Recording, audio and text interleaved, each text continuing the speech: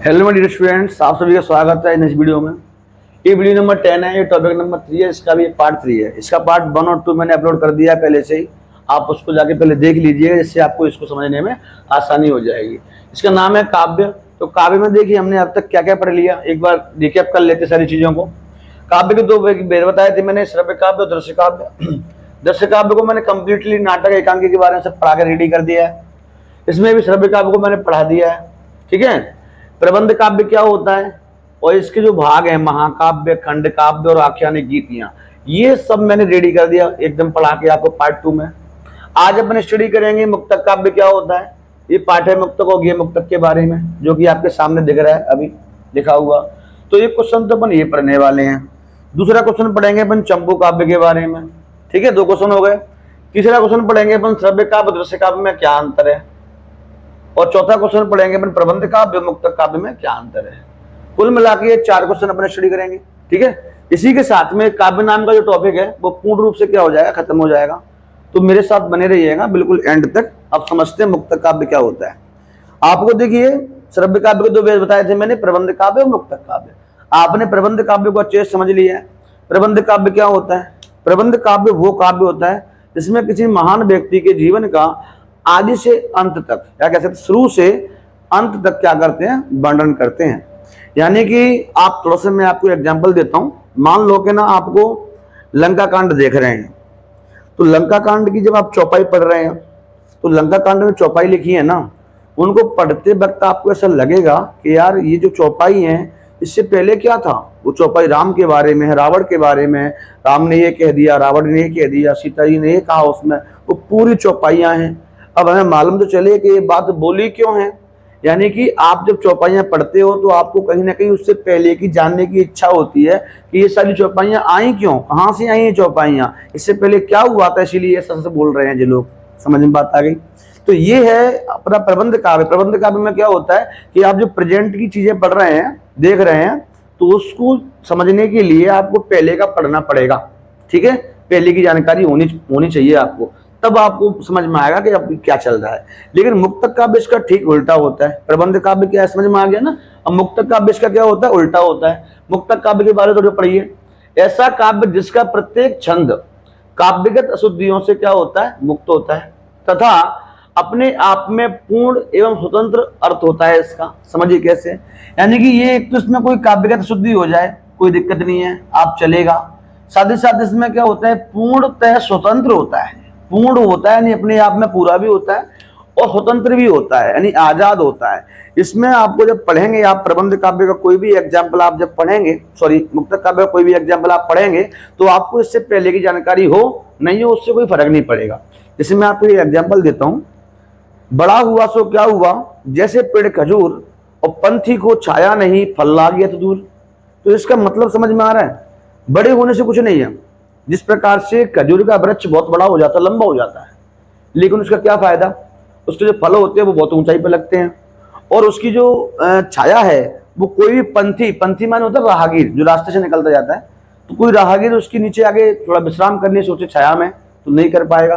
तो इस प्रकार बड़ा होने से क्या मतलब है कि वो किसी के काम ही ना आए। समझो मेरी बात। खजूर का वृक्ष बड़ा हो गया तो वो किसी के काम तो नहीं आ रहा ना, उसके फल भी काम नहीं आ रहे, उसकी जो छाया है वो भी काम नहीं आने वाली, ठीक है। तो आपको इस प्रकार का बड़ा नहीं होना कि आप किसी के काम ही ना आए। आपको जीवन में बहुत सारे काम करने हैं, तो आप बड़े होने के साथ साथ समझदार भी आपको बनना पड़ेगा, ठीक है। तो कुल मिलाकर के जो मैंने अभी एग्जाम्पल आपको दिया, इसका अर्थ आपको भली भांति यही समझ में आ गया ना। तो आपको इससे पहले क्या हुआ क्या नहीं हुआ जानकारी लेने की आवश्यकता है, ना इसके बाद की कोई जानकारी लेने की आवश्यकता है। यानी ये जो मैंने बोला अभी, बड़ा हुआ सो क्या हुआ, जैसे पेड़ खजूर, पंथी को छाया नहीं, फल लागे तो दूर। इसको 2 लाइनों का जो अर्थ है वो आपको पूर्ण रूप समझ में आ गया। तो ये बेटा एक मुक्तक काव्य यानी मुक्त है, इससे पूर्व पर कोई संबंध नहीं है, पहले वालों से कोई संबंध नहीं है, ना आगे वालों से कोई संबंध है। ये अपने आप में पूर्ण है और स्वतंत्र है। यानी कि ये पूर्णतः आपको क्या लग रहा है, अर्थ लेके अपने आप में चल रहा है, ठीक है। अच्छा एक और एग्जाम्पल मैं आपको देता हूँ। गुरु गोविंद दो खड़े काके लागू पाए, और बलिहारी गुरु आपके जो गोविंद दियो बताएं। इसका अर्थ क्या है, इसका अर्थ मैं पहले भी आपको बता चुका हूँ। यानी गुरु गोविंद दोनों खड़े होते हैं, उनका शिष्य आता है, गुरु का शिष्य आता है, वो कंफ्यूज हो जाता है कि पहले पैर किसके छूं, गुरु के छूं कि गोविंद के छूं। तब समझ में आता है गुरु ही तो है जिन्होंने गोविंद से हमें मिलाया है, तो पहले वो गुरु के पैर छूता है, फिर वो गोविंद के पैर छू रहा है। तो इसका मतलब देखिए, आपको ये जो आपने पढ़ा, इसका अर्थ समझने के लिए आपको इससे पहले की कोई चीज जानने की आवश्यकता नहीं है, ना इसके बाद की कोई चीज जानने की आवश्यकता है। ये जो आप एग्जाम्पल देख रहे हैं, जो मैं दोहा आपके सामने भी बोला है, ये दोहा अपने आप में क्या है, पूर्णतः स्वतंत्र है और पूर्ण है। जी समझ गए मेरी बात, ये अपने आप में मुक्त है, कोई दिक्कत तो नहीं है। तो मुक्तक काव्य वो रचनाएं होती हैं, ऐसी रचनाएं जो पूर्णतः मुक्त होती है, जितना पढ़ रहे हैं उतने का अर्थ हमें समझ में आ जाए, तो वो होता है मुक्तक काव्य। और ऐसी रचनाएं जिनको पढ़ें तो हमें ऐसा लगने लगे कि ना भैया इसके पहले की जानकारी हमें दो पहले, तब हम इसको पढ़ेंगे, तो भैया वो कहीं ना कहीं क्या है, वो प्रबंध काव्य। जैसे कि अभी आप मुक्तक काव्य के बारे में पढ़ रहे हैं, है ना। ये वीडियो नंबर देखो, पार्ट नंबर 3 है। पार्ट 3 अगर यहाँ पर नाम लिखा है काव्य, अब आपको काव्य की जानकारी नहीं है, तो फिर आप मुक्तक काव्य को क्या समझेंगे। इसीलिए आपको पहले इसका पार्ट 2 देखना पड़ेगा, 1 देखना पड़ेगा। जब वहां से आप देख के आएंगे तो आपको मुक्तक काव्य बहुत आसानी से समझ में आएगा, ठीक है। तो जो पढ़ा रहा हूं ना, वो भी एक क्या है, प्रबंध काव्य। समझ गए मेरी बात। लेकिन अभी कुछ टॉपिक ऐसे भी आएंगे जिनको आप पढ़ेंगे तो वो अपने आप में, ऐसे कवि परिचय की बात करूं, कवि परिचय में आपको सामने मान लो पेश कर देता हूं। तो कवि परिचय क्या है, कवि परिचय आप पढ़ेंगे जब, तो एक कोई कवि का परिचय पढ़ेंगे, जीवन परिचय पूरा, उसमें क्या आपको कोई और का पढ़ना पड़ेगा कि पहले जानकारी पहले लेनी पड़ेगी, किसी की नहीं लेनी पड़ेगी। वो अपने आप में क्या होगा, एक मुक्तक काव्य होगा। समझ में आ रहा होगा आपको, ठीक है। चलिए अब आगे बढ़ जाते हैं। तो देखिए मुक्तक काव्य क्या होते हैं, 2 प्रकार होते हैं, ठीक है। मुक्तक काव्य क्या कहलाता है कि जो काव्य शुद्धियों से मुक्त हो और अपने आप में पूर्ण हो, स्वतंत्र हो, उसे कहते हैं मुक्तक काव्य, ठीक है। मुक्तक काव्य के 2 प्रकार होते हैं। पहला होता है पाठ्य मुक्तक, दूसरा होता है गेय मुक्तक। बहुत आसान है, देखिए कैसे। पाठ्य मुक्तक क्या होता है, पाठ्य मुक्तक पढ़े जाते हैं और गेय मुक्तक जो है वो गाए जाते हैं। सिंपल सी बात है, कुछ अंतर ही नहीं है। पाठ्य मुक्तक क्या है, पढ़े जाते हैं, और गेय मुक्तक क्या है, गाए जाते हैं। इनमें एक ही भाव की गहनता होती है, यानी इनमें एक भाव कोई होता है, ठीक है, एक ही कोई अर्थ होता है इसमें। और इनमें संगीतात्मकता विद्यमान रहती है, यानी कि आप इसको जब गाएंगे तो आपको संगीत की आवश्यकता जरूर पड़ने वाली है, ठीक है। देखिए इसके कवि जो है कबीर दास हैं, रहीम दास हैं, बिहारी जी हैं, वो इसके क्या है, कवि माने जाते हैं। इनके कवि कौन से हैं, सूरदास हैं, तुलसीदास हैं, और एक कवित्री है जिनका नाम है मीराबाई, ठीक है। तो ये इसके अंतर्गत आते हैं। थोड़ा सा आपको डिटेल में समझाता हूँ इसको मैं कैसे। आप कोई ऐसा एग्जाम्पल पढ़ रहे हैं जो बिल्कुल ना पढ़ना पड़ेगा आपको, आप उसको गा नहीं सकते, गा सकते हैं लेकिन आप गाने की इच्छा नहीं होगी। जैसे कि मैंने अभी आपको 2 एग्जाम्पल दिए थे, दोनों ही पाठ्य मुक्तक के एग्जाम्पल हैं। अच्छा तो मैं एक और देता हूं, दुख में सुमरन सब करें, सुख में करे ना कोई, और जो सुख में सुमरन करे दुख काहे को होए।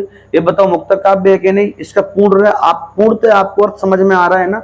आपको ना पहले का जानना है ना बाद का जानना है, सिर्फ 2 लाइनों का अर्थ हमें समझ में आ रहा है, लेकिन हमें पढ़ने वाला है, इसको गाएंगे थोड़ा सा बेकार लगता है। अच्छा गाने को कई कलाकार गा देते हैं, पर ये गाने वाले नहीं है, पाठ्य मुक्तक में आते हैं, अक्सर इनको पढ़ा जाता है, ठीक है। चलती चक्की देखकर दिया कबीरा रोए, और 2 पाटन के बीच में साबुत रहा ना कोई।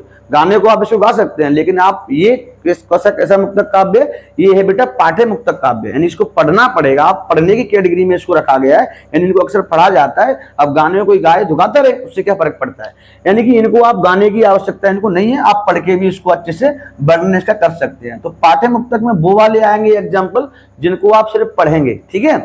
गेय मुक्तक में कौन से आएंगे, जो गाते हैं। जैसे इसमें क्या आते हैं, जो कबीरदास है, सूरदास है, तुलसीदास और मीराबाई हैं, इनके पद आते हैं। और कबीरदास हुए, रहीमदास हुए, बिहारी जी हुए, इनके क्या है, दोहे आते हैं। तो जिनके दोहे वगैरह जो होते हैं उनको पढ़ते हैं अक्सर अपन, इसीलिए उनको पाठ्य मुक्तक में रखा गया है। और जो जिनके पद हैं सूरदास के, तुलसीदास के और मीराबाई के, इनको अपन जो पद हैं इनको अपन गाते हैं, इसलिए इनको गेय मुक्तक में रखा गया है। एक मैं आपको सूरदास जी का पद सुनाने वाला हूँ, तो सुनिए ध्यान से। मैया मोरी कवही बढ़ेगी चोटी, इस प्रकार का आप सुना होगा। इसका एक और सुना होगा आपने, मैया मोरी मैं नहीं माखन खायो, ख्याल परे ये सबे सखा मिले, ख्याल परे ये सबे सखा मिले, मेरो मुख लपटायो, मैया मोरी मैं नहीं माखन माखन खायो। ये क्या है? ये पद हैं, ये सूरदास जी के पद हैं। तो जो पदों की भाषा होती है, वो शैली जो होती है वो संगीतात्मक होती है, यानी कि इनको आपको गाना पड़ेगा। तो जो कबीरदास हैं, सॉरी सूरदास हैं, तुलसीदास और मीराबाई हैं, जितने भी इनके पद हैं वो सब ये मुक्तक में रखे गए हैं। और कबीरदास जी हैं, रहीमदास जी हैं, बिहारी जी हैं, जो कि अभी दोहे आपको सुनाए थे, इन सबको बेटा पाठ्य मुक्तक में रखा गया। तो आई होप कि पाठ्य मुक्तक क्या होता है, गेय मुक्तक क्या, समझ में आ गया होगा। तो चलिए एक बार रिकैप कर लेते हैं। मुक्तक काव्य क्या होता है? एक ऐसा एग्जाम्पल जिसको आप पढ़ते ही उसका अर्थ आपको समझ में आ जाए, यानी कि आपको उसके पीछे का और उसके आगे के जानने की आवश्यकता न पड़े, तो वो होगा मुक्तक काव्य। ठीक है। और इसके दो भाग, पाठ्य मुक्तक और गेय मुक्तक। पाठ्य मुक्तक उन एग्जाम्पलों को कहेंगे अपन जिनको आप सिर्फ और सिर्फ क्या करेंगे, पढ़ेंगे। और गेय मुक्तक में आप उन एग्जाम्पलों को रखेंगे जिनको आप गाएंगे। जैसे कि सूरदास, तुलसीदास और मीराबाई के पद होते हैं, वो गेय मुक्तक में आते हैं। और कबीरदास, रहीमदास और बिहारी जी के जो दोहे हैं वो पाठ्य मुक्तक में आते हैं। आई होप कि समझ में आ गया होगा।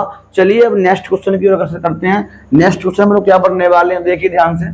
अभी अपन इसके बारे में पूर्ण रूप से पढ़ लिए हैं इसके बारे में। अब अपन पढ़ने वाले हैं चंपू काव्य के बारे में, और अपन पढ़ने वाले हैं श्रव्य काव्य, दृश्य काव्य के बारे में। ठीक है, तो इन दोनों को समझिए। फिर लास्ट आपका रह जाएगा प्रबंध और मुक्तक काव्य में अंतर, तो इसके बारे में थोड़ा सा और बताएंगे। इन दोनों में अंतर पढ़ लो पहले, और चंपू काव्य के बारे में पढ़ लो। तो देखिए शुरू करते हैं। देखिए बेटा, ये है चंपू काव्य, या कह सकते हैं इसको मिश्र काव्य। इसकी परिभाषा पढ़ लेते हैं एक बार। नीचे देखो ये भी लिखा है दृश्य काव्य और श्रव्य काव्य क्या होता है, इसको भी पढ़ेंगे। अच्छा एक चीज बता दूं, इस वीडियो के लास्ट में मैं आपको ना कुछ इंपोर्टेंट चीज बताऊंगा, उसको मिस करके मत चले जाना, नहीं तो आपका बहुत बड़ा लॉस हो जाएगा। अभी रुके रहिए इस वीडियो में, स्किप मत करिए, लास्ट तक इसको देखिएगा, आपको बहुत कुछ सीखने के लिए मिलेगा। चंपू काव्य मिश्र काव्य परिभाषा पढ़ते हैं। तो देखिए, गद्य काव्य या कह सकते हैं पद्य काव्य के मिश्रण को चंपू काव्य या मिश्र काव्य कहते हैं। थोड़ा सा समझा दूं मैं आपको सबसे पहले टॉपिक मैंने कराया था, आप याद करिए। पहले टॉपिक क्या था? पद्य साहित्य का इतिहास। पद्य साहित्य का इतिहास। तो पद्य साहित्य का मतलब क्या है? पद्य काव्य, यानी कि पद्य काव्य का इतिहास पढ़ा दिया था। देखिए दूसरा क्या है? गद्य काव्य का इतिहास आपने पढ़ लिया था। टॉपिक नंबर 1 जो है पूर्ण रूप से काय के ऊपर है? पद्य साहित्य के ऊपर। दूसरा काय के ऊपर है? गद्य साहित्य के ऊपर। तो टॉपिक 1 में आपने क्या पढ़ा? टॉपिक 1 में पढ़ी थी आपने कविताएं। मैंने आपको बताया था पद्य और गद्य में क्या अंतर होता है उसमें। तो देखिए कविताएं, दोहा और ना ऐसी चौपाई, ये सब चीजें काय में आती है। और जो आपके देखते हो गाने वगैरह, गीत वगैरह जो होते हैं, वो सब आपके पद्य काव्य के अंतर्गत आते हैं। ठीक है। ये अगर गद्य काव्य की बात, उसमें क्या क्या आता है? नाटक आता है, एकांकी आता है ना। और बात कर लें, कहानी आता है, उपन्यास आता है। समझ गए मेरी बात? तो कहीं ना कहीं ये गद्य काव्य के अंतर्गत चीजें आती हैं। अब मैं इसको और इसको दोनों का मिश्रण कर दूं, यानी कि इन दोनों का क्या कर दूं? मिश्रण कर दूं, तो हो जाएगा चंपू काव्य, या क्या कहेंगे इसको? मिश्र काव्य। कैसे? थोड़ा ध्यान समझिए। यानी कि चंपू काव्य वो काव्य होता है जिसमें कविताएं भी हो सकती हैं, दोहा चौपाई, इनमें से भी कोई चीज हो सकती है, साथ ही साथ कहानी, उपन्यास, नाटक, एकांकी, कुछ भी हो सकता है। यानी कि ये दोनों का मिश्रण है। इसमें देखो पद्य काव्य क्या कहता है कि मुझमें ओनली कविता, दोहा, चौपाई, गीत वगैरह होंगे। गद्य काव्य कहता है कि मुझमें नाटक, एकांकी, कहानी, उपन्यास, ये सारी चीजें होंगी। लेकिन चंपू काव्य कहता है कि भैया कोई दिक्कत नहीं है, कविता को भी ले आओ, चलो एक कहानी उठा के ले आओ। तो ऐसा काव्य जिसमें कुछ कुछ चीजें पद्य की भी हो, कुछ कुछ चीजें गद्य की भी हो, तो उसको आपको कहते हैं चंपू काव्य या कहते हैं मिश्र काव्य। समझ में आ गया होगा? बस इसका एक नाम याद कर लेना, मैथिली शरण गुप्त द्वारा रचित सिद्धराज। सिद्धराज इनका क्या है? चंपू काव्य, प्रसिद्ध चंपू काव्य। ठीक है। तो आपको कोई क्वेश्चन पूछता है कि एक चंपू काव्य का नाम बता दो, तो आप इसका नाम बता देंगे। सिद्धराज एक चंपू काव्य है, और ये किसने लिखा था? मैथिली शरण गुप्त जी ने इसको लिखा था। आई होप कि समझ में आ गया चंपू काव्य क्या होता है, इसमें गद्य की भी चीजें हों और पद्य की भी चीजें हों। पद्य गद्य में क्या अंतर है मैंने आपको टॉपिक बन के शुरू में ही बताया है बिल्कुल आपको। ठीक है। अब देखिए नेक्स्ट क्वेश्चन क्या है? दृश्य काव्य क्या होता है, श्रव्य काव्य क्या होता है? इसके बारे में आपको बताने की आवश्यकता है नहीं, सब इसके नाम से क्लियर हो जाता है, और इससे पहले भी मैं आपको अच्छे से इसको पढ़ा चुका हूँ। इसका आनंद रंगमंच पर देख कर लिया जाता है। रंगमंच क्या है? आपने रामलीला देखने के भी गए होंगे बचपन में, तो आपने रंगमंच देखा होगा, वो रंगमंच होता है। ठीक है। इसमें वो पात्र अभिनय करते हैं, है ना। देखिए तो इसमें रंगमंच पर देखकर आनंद लेते हैं। और इसका आनंद अपन कैसे लेते हैं? पढ़कर या फिर सुनकर लेते हैं, कोई दिक्कत तो नहीं, पहला अंतर हो गया। दूसरा, अब इसका आनंद रंगमंच पर देखकर ही लेते हैं, इसीलिए इसमें क्या होती है, रंगमंच की आवश्यकता होती है और इसमें रंगमंच की कोई आवश्यकता नहीं होती है। आप सोचिए, इसका थोड़ा एग्जाम्पल देख लो, कहानी है, उपन्यास है, कौन सी इनमें रंगमंच की आवश्यकता होगी? लेकिन नाटक और एकांकी जब भी आप देखेंगे तो उसमें रंगमंच की आपको आवश्यकता पड़ेगी। तो नाटक एकांकी का आनंद कैसे लेते हैं? रंगमंच पर देखकर लेते हैं, है ना। इसमें रंगमंच की आवश्यकता होती है और इसमें अभिनय होता है। अभिनय का मतलब समझिए, अभिनय क्या होता है? अभिनय होता है, जैसे कि थोड़ा ध्यान देना, मैं इधर से गया फास्ट भाग के, इधर आ गया, फिर इधर से इधर आ गया, ये क्या कर रहा हूं मैं? ये अभिनय कर रहा हूं। मतलब इधर से उधर टहलना, हाथ पे चलाना, ये सब क्या है? अभिनय है, ठीक है। तो देखिए, इसमें अभिनय होता है। नाटक वगैरह देखते हो तो उसमें जो पात्र होते हैं उसके अंदर वो क्या करते हैं? कोई ना कोई एक्टिविटी करते रहते हैं, तो वो अभिनय होता है। वो कहानी उपन्यास में कौन सा अभिनय हो रहा है? ये किताब में से पढ़ रहे हैं, बताइए क्या अभिनय हो रहा हो किताब के अंदर? अच्छा, तो वही क्यों सेटल है ना, तो इसमें अभिनय नहीं होता है। कोई दिक्कत तो नहीं है, आई होप को समझ में आ गया होगा। रंगमंच की आवश्यकता होती है, रंगमंच की आवश्यकता नहीं होती है। अभिनय होता है, अभिनय नहीं होता है। इसके अंदर नाटक और एकांकी आते हैं और इसके अंदर कहानी और उपन्यास आते हैं। इसका आनंद देख कर लेते हैं, इसका आनंद पढ़कर सुन कर लेते हैं। बहुत आसान है, ठीक है। इसी के साथ अब लास्ट क्वेश्चन शुरू करेंगे अपन। लास्ट क्वेश्चन कौन सा है? मैंने बताया था आपको, एक क्वेश्चन रह गया इस टॉपिक में आपका, जो इंपोर्टेंट भी है, प्रबंध काव्य और मुक्तक काव्य में अंतर, ठीक है। तो प्रबंध मुक्तक के बीच में अंतर को स्टडी करने वाले हैं, तो चलिए शुरू करते हैं। प्रबंध और मुक्तक के बीच में अंतर क्या होता है, ठीक। तो देखिए बेटा, ये प्रबंध काव्य और मुक्तक काव्य में अंतर, ठीक है। अभी अपन ने प्रबंध काव्य क्या होता है, मुक्तक काव्य क्या होता है, इसके बारे में अच्छे से पढ़ लिया है। अभी देखिएगा ध्यान से, इनमें अंतर पढ़ना बाकी है, इसको पढ़ लेते हैं। प्रबंध काव्य में कथा का एक क्रम होता है, मुक्तक काव्य में कथा का कोई क्रम नहीं होता। यानी प्रबंध काव्य को आप जब भी देखते हैं तो पढ़ते हैं तो उससे क्या होता है, आपको पहले की जानकारी होनी चाहिए, ठीक है। तो उसमें क्या होगा, एक क्रम होगा अच्छे से, और इसमें कोई क्रम की आवश्यकता नहीं है। इसका आकार विस्तृत होता है, बड़ा होगा आकार इसका। इसका आकार कैसा होता है? सीमित होता है। सिंपल सी बात है, इसमें पूरा वर्णन करते हैं तो भैया बड़ा तो होगा ही आकार। इसमें अनेक रस होते हैं और इसमें एक ही रस होता है। यानी कि इसमें अनेक, कोई कितने भी रस हो सकते हैं, 10 रस है, उनमें से 2, 4, 5 कितने भी हो सकते हैं, 10 के 10 हो सकते हैं पूरे।